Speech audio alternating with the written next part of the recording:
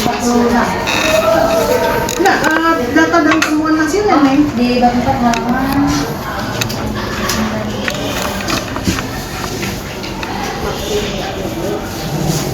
halaman berapa? 62.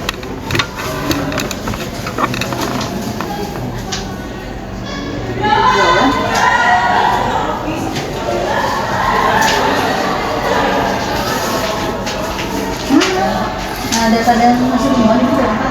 Ya tentang komodifikasi saya. Komodifikasi konten, komodifikasi audien, and komodification tenaga kerja. Gimana di bab 4 ada ya? Kalau maaf ibu sebelumnya, kalau untuk tentang komodifikasi saya belum dimasukkan di situ. Saya tidak masukkan. Makanya itu jangan ngikut-ngikutin karena yang lain trennya komodifikasi padahal di dalamnya tidak ada. Maka cukup aja judulnya kontra narasi. Ya, kontra narasi guru gembul terhadap fenomena misalnya penjualan air sholawat. That's point. Penjualan air sholawat itu lebih. Jadi cukup teorinya adalah kontra narasi Michael sama Molly Andrew, kemudian kontra teorinya itu misalnya. Nah, metode penelitiannya ya, maka ini cara menganalisisnya belum benar. Kalau brainstorm itu sebagai grand theory, tapi apply teorinya Vladimir Probst atau kamu belum dituliskan di metode penelitiannya. Kamu berapa? Metode penelitiannya? 25.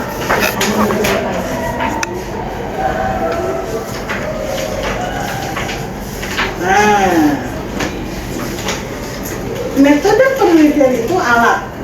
Jadi berfungsi pada metodologi dari filsafat atau siapa yang ditulis Todorov, Stefan Todorov, Vladimir. Kamu pilih salah satu.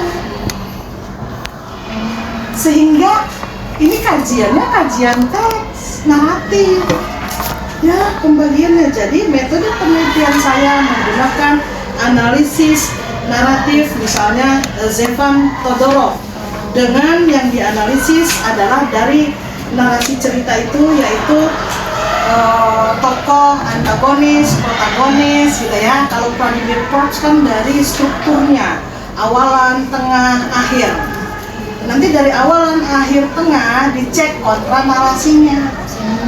Terbuka. Jadi metodenya teknisnya melalui tadi ya, pilih Vladimir Probst atau Stefan Todorov atau Stephen Campbell gitu ya.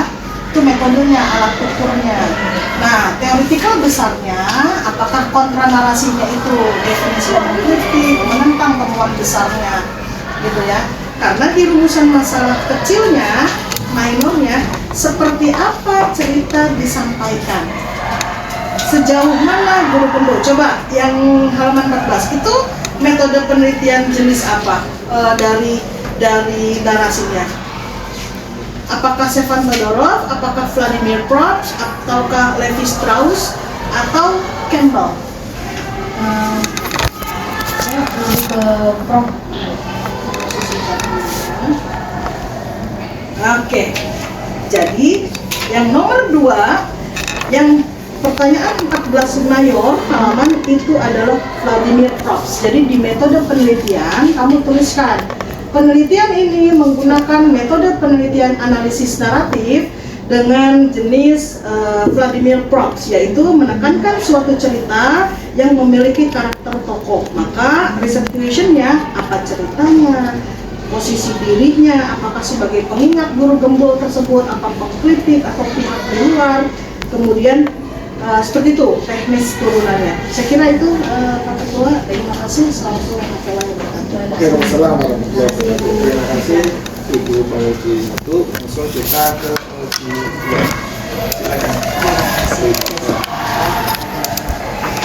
Silakan. Sudah memberikan rekomendasi barangkali ya untuk Bu Umi sebagai penguji kedua Ratu Maulidah Fitriah. Yang saya hormati Bapak Muhammad Mansuri, Mensos, sebagai Sekretaris dan Penguji 1, Bapak Fatul. Selamat kepada Ratu Maulidah Fitriah yang sudah mencoba menyelesaikan 4 bab pada tulisan ya tesis karya ilmiah. Untuk yang pertama, Ibu membaca judul. Di sini ada 2 narasi yang Adik tulis dalam satu judul. Satu judul.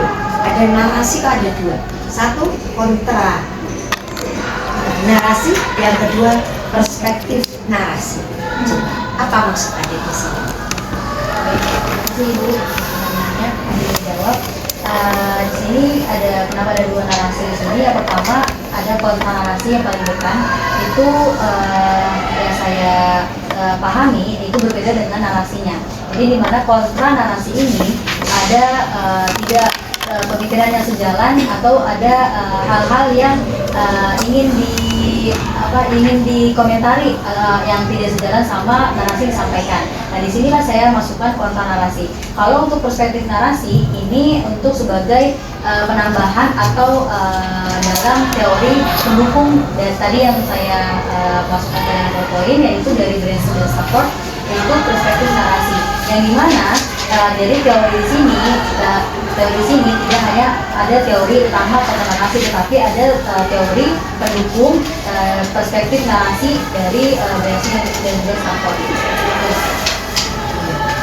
Ya, mungkin nanti harus ada kesepakatan. Jadi dalam tema, dalam judul itu harusnya satu yang akan ambil.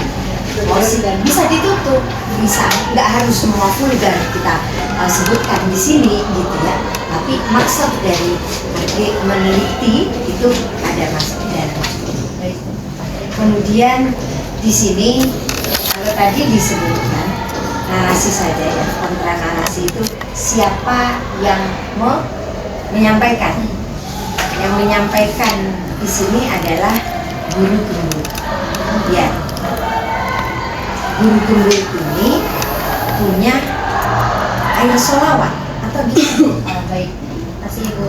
Jadi di sini Guru Bungkul hanya sebagai pengkritik dan juga sebagai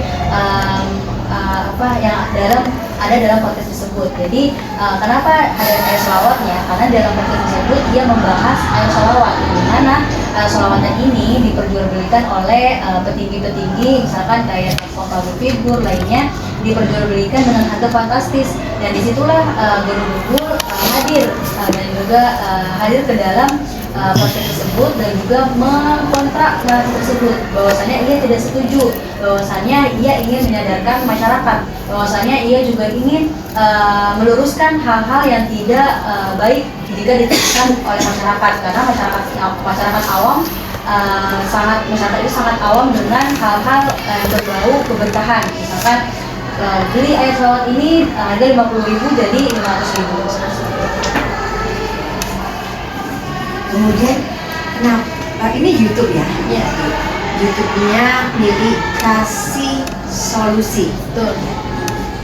Ini juga beda. Penulis atau pengelola YouTube Kasih Solusi ini siapa? Kasih Ibu. Iya. Untuk YouTube Kasih Solusi ini saya masukkan sebagai media alternatifnya. Jadi saya masukkan dalam judul di sini melalui media alternatif YouTube Kasih Solusi. Yang dimana kenapa saya masukkan? Karena Guru Bungkul hadir dalam podcast tersebut di YouTube Kasih Solusi. Makanya saya cantumkan YouTube Kasih Solusi dan juga saya juga mewawancarai CEO atau host dari YouTube tersebut, Bediansyah. Seperti itu. Jadi yang saya teliti ada 2 Guru Bungkul dan juga hostnya Kasih Solusi, seperti itu. Kemudian,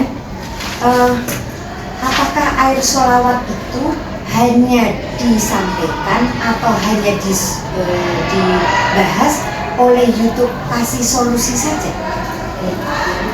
Kalau air sholawat itu sebetulnya kalau dalam podcast tersebut hanya dibahas saja. Tapi saya juga melihat fenomena-fenomena lainnya dalam media sosial lainnya, kayak TikTok, kayak Instagram dan lain-lainnya. Itu ada beberapa, kayak Gus atau yang Habib lainnya, kayak mencoba belikan atau memasukkan tangannya ke dalam air terus kemudian diperjualbelikan seperti itu. Tapi kalau untuk air sholawat yang saya teliti di sini adalah yang disampaikan oleh guru gurunya saja dalam podcast Dikasih Solusi. Ini kesalahan yang ibu paham. Adik itu banyak banget pengen menyampaikan, pengen membahas di dalam tulisan ini. Bahasan tentang kontranarasi saja sudah satu pekerjaan ya. Kemudian guru gembul. Guru gembul itu sebagai apa? Beliau itu yang adik tulis di sini ini sebagai apa? Biografinya saya bilang kurang adik mencantumkan. Benar enggak? Guru gembul di sini kenapa saya ingin meneliti tentang guru gembulnya? Karena dari beberapa tayangan dia adalah kan guru atau alumni dari UPI, kemudian aktif sebagai content creator itu, dan dia juga sering aktif dalam mengkontra juga narasi-narasi yang ada pada berita-berita di Indonesia atau dalam keagamaan. Nah, kenapa saya ingin menjatuhkan guru gembul di sini? Karena menurut saya ini sangat menarik karena guru-guru gembul memperjelas atau mengkontra narasi air sholawat itu, bahwasanya banyak masyarakat yang masih percaya sama air sholawat tersebut, dan masih banyak yang percaya kalau dalam air tersebut ada keberkahan tapi dijual. Sebetulnya kalau dalam keberkahan mungkin kita semua juga insya Allah merasakan keberkahan, tapi kalau yang salahnya adalah diperjualbelikan ataupun diperjualbelikan sama oknum-oknum yang tidak bertanggung jawab karena ingin mengambil keuntungannya saja. Dan dari situlah saya ingin meneliti guru gembul kenapa ia mengatakan narasi seperti itu. Kalau gitu adik tuliskan guru gembul, profil guru gembul. Guru gembul enggak cuman dia sebagai YouTuber, tapi dia juga sebagai pemikir, sebagai pencetus, sebagai apa ya? Ya dia itu yang punya pemikiran bahwasanya air yang sudah disolawatin itu, satu, bisa mujarab, dua, tidak mujarab karena ini, tiga, siapa yang sah atau siapa yang disebut yang berhak ya membuat air sholawat ini. Itu kan sebetulnya banyak. Di sini ada hanya memberikan 1,5 lembar untuk guru gembul. Itu saya kira tidak pas untuk, karena dia sebagai apa ya yang akan kita teliti loh, dari guru gembul yang membuat pernyataan air sholawat itu kontra, gitu kan. Kemudian air sholawat juga adik sebutkan karena memang apa ya, barang siapa yang membuat prasangka ini ya gitu, aku mau makan jeruk ini manis, kenapa warnanya oranye, jeruk ini besar ukurannya, jeruk ini kalau aku pegang berat, maka berat. Jeruk dipegang berat otomatis ada isi airnya, tidak kempes, tidak kosong. Oranye kalau masih hijau bisa jadi dia kecebur. Orang sudah punya prasangka, ibu sudah tahu ini manis, pas dibuka dia menunjukkan.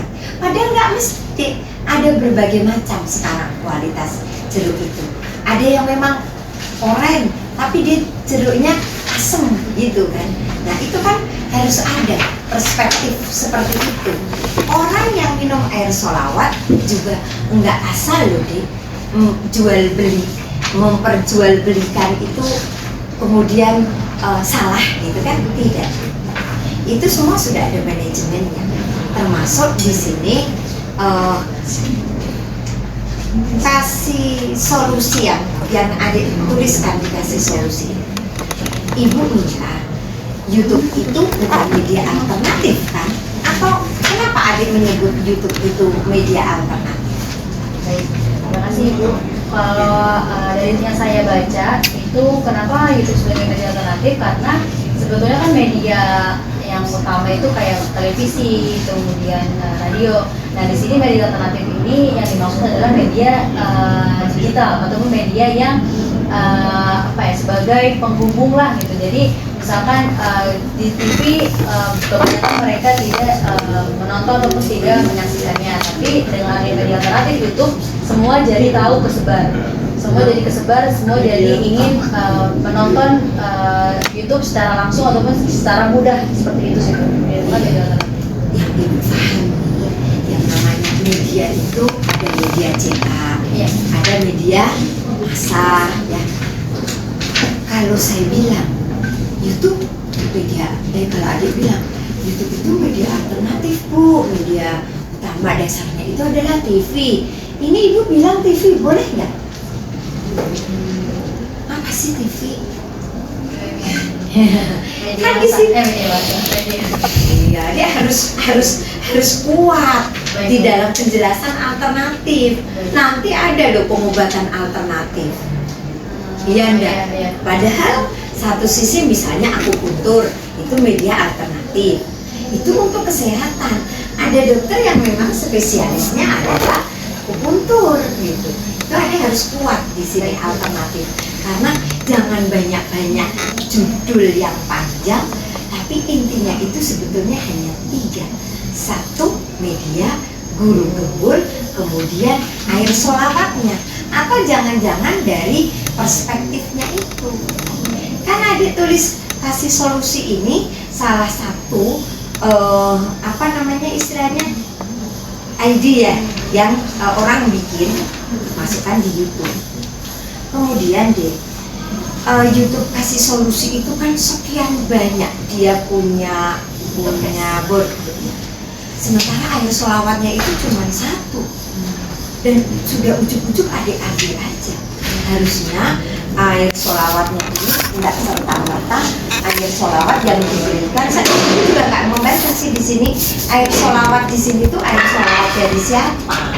Kan banyak deh. Kalau ibu kemarin ikut ziarah Fatayat NU Depok, itu dari sini Cirebon sampai Madura, itu banyak yang membuat air sholawat gitu ya. Adik batasin di sini juga biar memang fokus adik guru gembul, air sholawat sama YouTube-nya. Ini dari judulnya ya. Kemudian untuk tulisan Ibu, saya mohon maaf Prof, mohon maaf Pak Ketua, dari skripsi itu ada batasan gitu, ada tulisan, ada yang namanya format karya tulis ilmiah termasuk nomoran halaman itu memang tesis itu di bawah ya, bukan di ujung kanan atas. Itu bukan PR kita, tapi adik khawatir nanti salah kaprah ya, harus lihat sebelum kita melanjutkan. Sama ibu harusnya sebelum uji gini ibu baca semuanya, jangan baca hanya pedoman skripsi, tesis juga harus karena ibu sebagai penguji gitu ya. Tapi adik harus perhatikan, jangan sampai halaman itu ada di bawah tengah gitu ya. Karya tulis ilmiah pasti ada di pojok atas, ibu nggak tahu kebijakan mungkin ya. Kemudian untuk pindah footnote dari bab 1 ke bab 2 juga pasti dimulai dari footnote 1, bukan putus-putus. Nah, untuk daftar pustaka nanti segi teknik penulisan bisa dilihat di sini ya. Bapak, saya terima kasih Ibu. Oke, terima kasih Bu Dr. Umi Musyarofa. Sebentar lagi mendengar Haji, pemimpin Haji. Amin. Oke, sebelum kita break, saya ingin menanyakan satu hal saja gitu kan. Ya, begini saudari, kalau seorang peneliti ilmiah itu untuk membangun objektivitas itu berusaha melepaskan sok taunya, jadi harus berangkat dari ketidaktahuan. Nah, judul Anda itu, Anda seperti merasa kenal dengan guru gembul, kenal banget dengan ayat sholawat, padahal pembaca belum tentu apa itu guru gembul, gitu kan. Apakah dia tokoh atau dia konten kreator? Karena judul Anda ilmiah, kontra narasi. Kalau judul Anda untuk hiburan, untuk opini nggak masalah, bikin orang tertarik. Tapi ini judul ilmiah, nggak bisa. Apakah satu orang bisa dijadikan judul tesis gitu? Apalagi seorang guru gembul, dia pakarnya apa? Kok sampai dijadiin objek gitu? Kemudian istilah ayat sholawat. Ayat sholawat juga nggak ada dalam bahasa Indonesia, dalam literatur keislaman. Ayat sholawat itu tidak ada istilah itu. Maka Anda bikinlah apa kayak tanda petik atau apa istilahnya produk ayat sholawat atau apa gitu. Jadi lebih kepada apanya yang ingin Anda teliti, karena bisa aja itu praktek ritualnya, bisa saja itu produknya, memang ada produk ayat sholawat gitu dalam bentuk kemasan atau dalam aspek apanya gitu. Itu kan perlu setidaknya ada penjelasan itu, saya melihat. Jadi saran saya begini, memang seperti ini terlalu banyak istilah yang Anda gunakan dalam judul itu, gitu kan, terlalu banyak gitu kan, istilah yang mengambang gitu. Maka nanti perlu dikonsultasikan ya, gitu kan, kembali gitu. Termasuk alternatif, media alternatif. Sekarang YouTube bukan lagi media alternatif, sudah media digital, jadi itunya dihilangkan saja mestinya. TV kalah sekarang sama YouTube. Saya malah sudah 1 tahun nggak pernah nonton TV. Saya lebih suka nonton Bu Vita lagi ngomong di Kas Am, di YouTube, kayak gitu. Serius, saya nggak pernah nonton, saya nggak tertarik gitu. Nggak tua juga mau nonton apa. Justru YouTube itu lebih triangulasinya banyak, makanya kalau bisa itu guru gembul itu nggak usah dicantumkan, karena harus ada triangulasi kanal-kanal YouTube yang lain yang sifatnya kontra narasi. Kenapa harus guru gembul? Apa hebatnya dia dari aspek ilmiah? Kecuali Anda bicara tentang marketingnya, bicara tentang engagementnya gitu. Kalau bicara kontra narasi dalam perspektif ilmiah, berarti harus ada minimal 3 orang kanal-kanal YouTube yang kontra narasi. Itu bukan guru gembul. Kalau bicara guru gembul berarti dia tokoh. Anda harus bertanggung jawab sudah menempatkan dia tokoh dalam konteks kontra narasi di media digital. Itu hati-hati. Jadi makanya harus ada profil siapa dia. Saya setuju mendingan kita aja kalau gitu, udah jelas pakatnya gitu. Nah, kalau mau itu ya kontra narasi dalam konten kreator aja. Jadi Anda menyebutkan beberapa konten kreator yang kontra narasi atau yang memasukkan pakar-pakar di situ. Itu saran saya. Oke, saya kira itu yang barangkali bisa didiskusikan kembali sebelum pembacaan hasil diskusi seminar. Sidang ditunda selama 2 hari.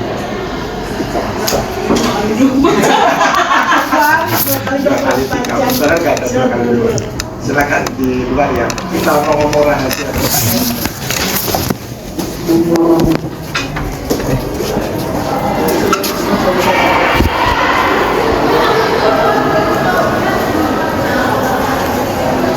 Atau diskursus wacana tentang jilbab di lingkungan media atau jilbab dan di jurnalis.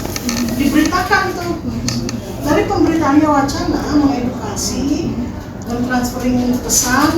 Akhirnya media-media lain juga presenter-presenternya mulai tuh pakai jilbab, boleh diperbolehkan dengan jilbab.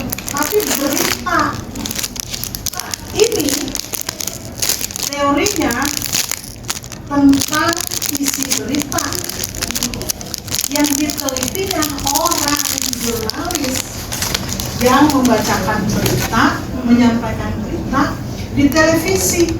Metode penelitiannya etnografi kritis. Oke, yang ditelitinya adalah studi kebijakannya. Coba jelaskan, kok bisa gini? Jadi terima kasih sebelumnya untuk terkait tentang penelitian saya, kebetulan saya memang sebenarnya tesis ini berangkat dari keresahan saya sendiri, rasa penasaran saya sendiri kenapa saya menggunakan teori kritis. Lalu setelah saya melakukan bimbingan dengan beberapa dosen juga, diberi saran untuk menggunakan teori hierarki pengaruh karena saya ingin mengetahui alasan sebenarnya kenapa banyak news presenter di TV-TV lain yang tidak diperbolehkan tapi di TV One diperbolehkan. Dan saya ingin mengetahui terlebih dalam lagi kenapa akhirnya news presenter ini dibolehkan padahal awalnya tidak ada news presenter berhijab. Tapi keliru hierarki pengaruh menganalisis, kecuali di TV One itu ada pemberitaan bahwa jilbab itu tidak menghalangi misalnya profesi jurnalistik dimanapun berada. Iya. Ada berita itu ya. Nah kemudian, ide yang pertama hierarki pengaruh nih. Iya. Nah hierarki pengaruh bahwa realitas konten media itu disampaikan berdasarkan konstruksi yang dibuat oleh si pembuat berita. Apakah itu sebagai individu berarti konstruktivisme, kalau sebagai kelompok atau lembaga berarti konstruksionisme. Ya, pemaknaan itu dikonstruksi, realitasnya benar atau tidak nih sesuai fakta ya. Perlu kita teliti bagaimana menginterpretasi penafsiran dari mereka. Baru ini cocok berita soal polemik hijab di dunia media, pekerjaan media. Kalau teman-teman, Mbak Mayada mau meneliti news presenter berhijab, itu fenomenologi, orangnya yang diteliti. Ya, bukan konten beritanya. Jadi clear ya, ini clear loh. Maka kenapa kalau konten itu individual level? Misalnya berita tentang hijab ya, individual level yang menjadi motor konstruktivisme misalnya pendekatannya. Siapa yang pionir di TV One? Karni Ilyasnya. Nah, konstruktivisme yang mewacanakan jilbab dibolehkan individu Karni Ilyas. Nanti Karni Ilyas individual level teori ini nih. Cek dia NU, MI atau NU atau Persis misalnya atau Muhammadiyah gitu ya. Basic ideologinya berasal dari keluarga mana, Padang itu mempengaruhi itu. Kemudian individual level, kemudian rutinitasnya itu kebijakan. Kemudian organisasional level, oh dia pantas, dia memunculkan pionir karena dia sebagai pemret, top leader. Ini media strukturnya. Nah, baru itu tuh wajar dia punya pionir, sebagai pionir jilbab itu diperbolehkan bagi pekerja ibu hamil. Ini nggak nyambung ini.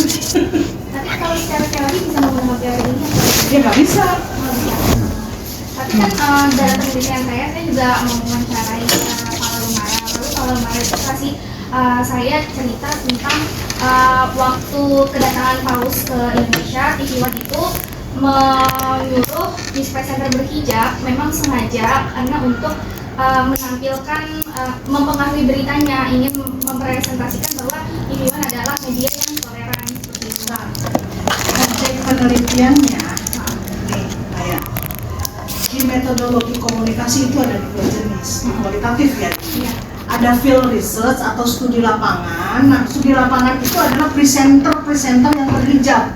Ya. Kamu tinggal milih mau fenomenologi, apa studi kasus, etnografi, etnometodologi, biografi, historical, ya.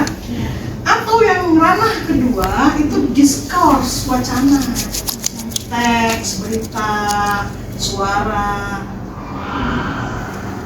Kalau hierarki pengaruh masuknya di coupling yang field research. Di discourse.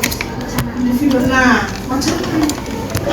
Oke, bahwa di dalam wacana itu banyak faktor lain, ada organisasional, ada ideologi, ekstra rutinitas dari konten. Bahwa konten itu nggak murni, tulisan berita itu banyak faktor yang mempengaruhi kasarnya. Tidak memori kuantitatif ya bahasa.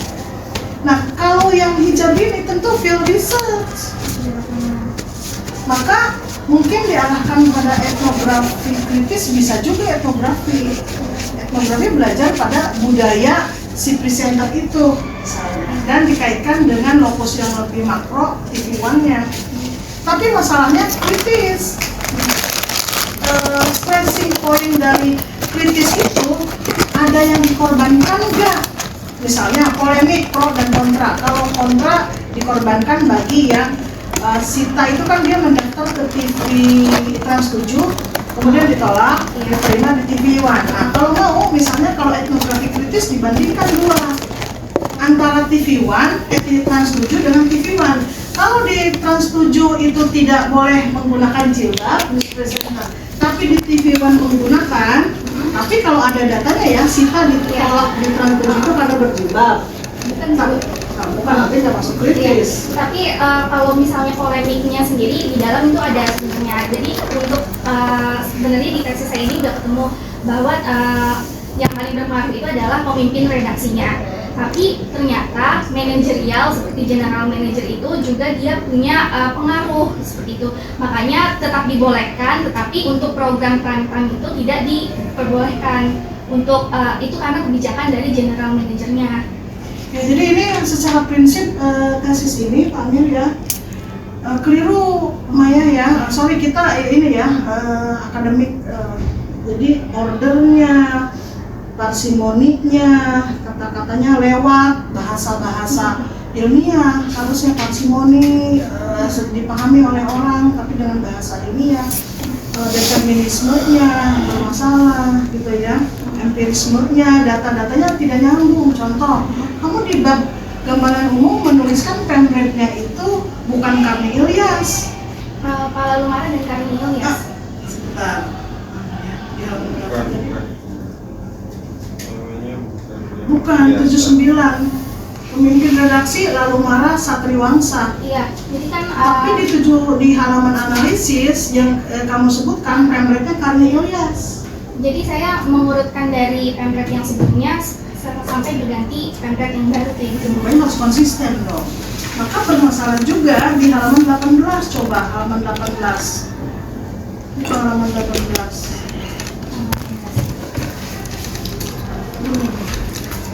Ya, dari baca kali ya sama Kang Aro, itu logika pentingnya.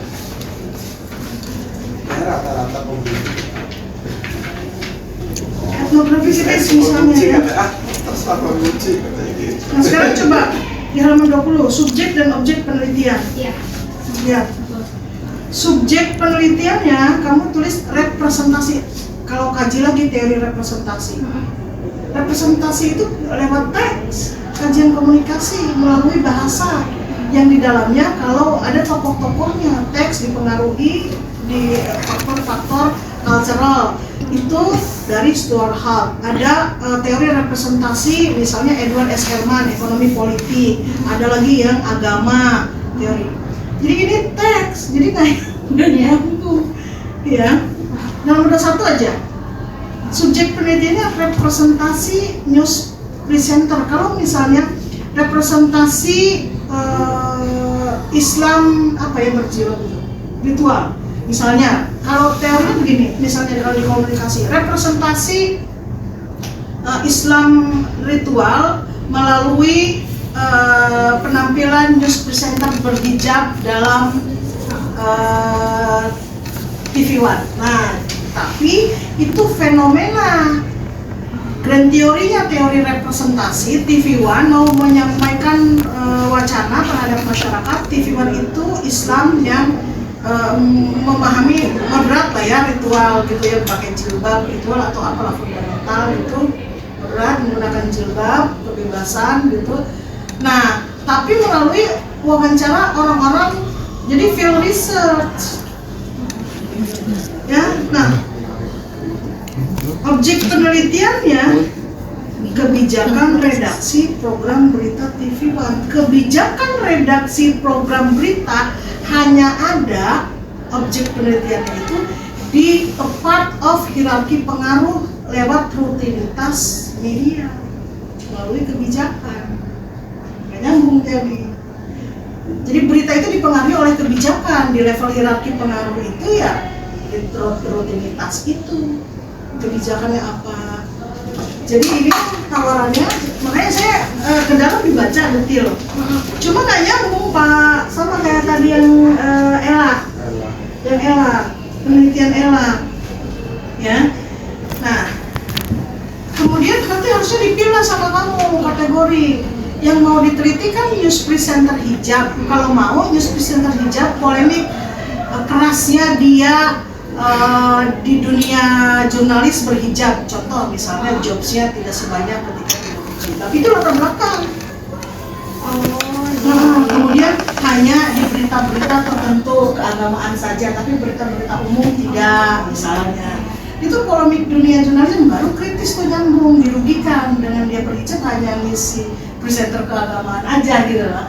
Nah itu baru meaningnya di kritis gitu ya, perspektifnya, paradigmanya kritis. Misalnya nih ya, program berita and talks misalnya yang berjilbab itu tidak di kabar utama, tidak di kabar hari ini, tapi dia misalnya hanya di program Damai Indonesiaku, hanya di program religi khusus news presenter, padahal dia expert misalnya, tidak di program-program feature lifestyle, program berita, tidak. Berawal dari fenomena itu.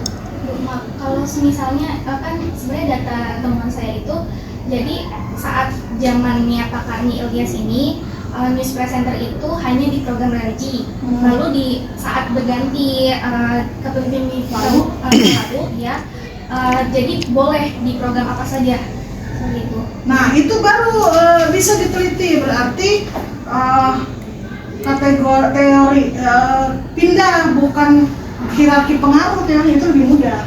Itu persoalannya. Jadi ada semacam media morfosis kebijakan media. Jadi judulnya media morfosis kebijakan media tentang news presenter berhijab gitu, fenomena gitu. Dari yang tadinya programnya cuma religi berubah menjadi, nah itu experience dari ini aja, wawancara dia yang masa Karni Ilyas berapa, lalu berapa, jelas. Teorinya tapi nggak bisa pakai yang Nggak bisa lah, nggak nyambung ini masalahnya. berarti teori apa? Ya media morfosis, Project Fiedler. Project Fiedler bagaimana dari konvensional kemudian berubah gitu ya. Oke, ada nggak dipilih tuh yang jilbabnya yang cantik aja atau tidak, ada di media morfosis perubahan. Iya.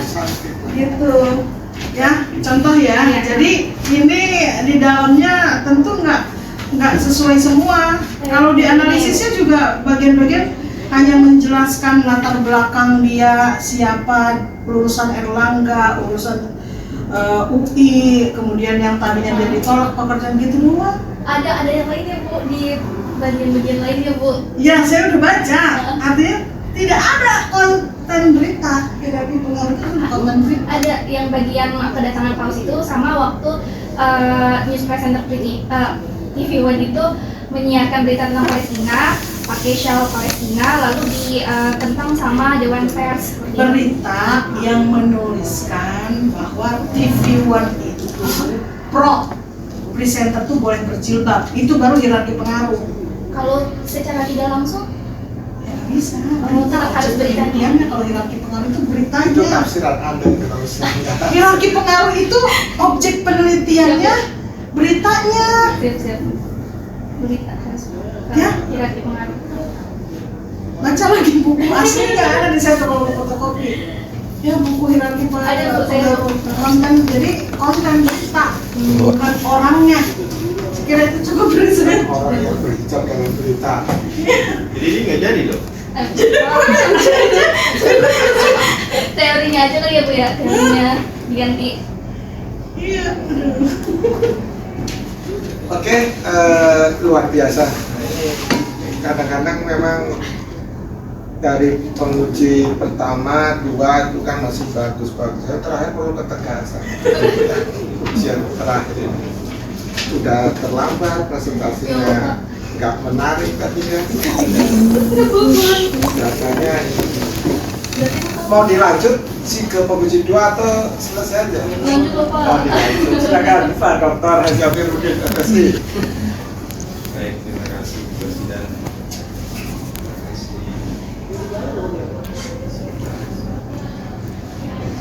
kurang sepakat kan? Ya, memang saya baca apa namanya, pas konsep ideologi di medianya memang jadinya ini nggak ketemu bagaimana menjelaskan hierarki ideologi, karena memang salah teorinya. Usahanya lumayan, di samping juga secara teknis banyak ada kan orang ini harusnya itu menjadi perhatian khusus, baik KPI atau jurnalistik ya, salah tata baca dan seterusnya itu banyak. Tapi memang tadi secara isi itu teori itu sangat bagus. Jadi saya baca nggak perlu, tadi saya mau tanya tentang ideologi. Bagaimana Anda bisa menjelaskan konsep hierarki ideologi di luar itu? Karena salah teori saya itu perlu Nggak perlu ditanyakan. Dilakukan masalah aja Pak, kalau Pak ditekankan di Dan kalau seminar hasil itu memang tidak ada kesimpulan ya? Belum. Temuan, tentu nggak ada kesimpulan. Temuannya Pak, metodologi temuan. Jadi memang lumayan ya kerja. Kalau ganti sekali itu luar biasa. Tapi sebenarnya sih dia sudah memaparkan secara kualitatif dia sudah baik.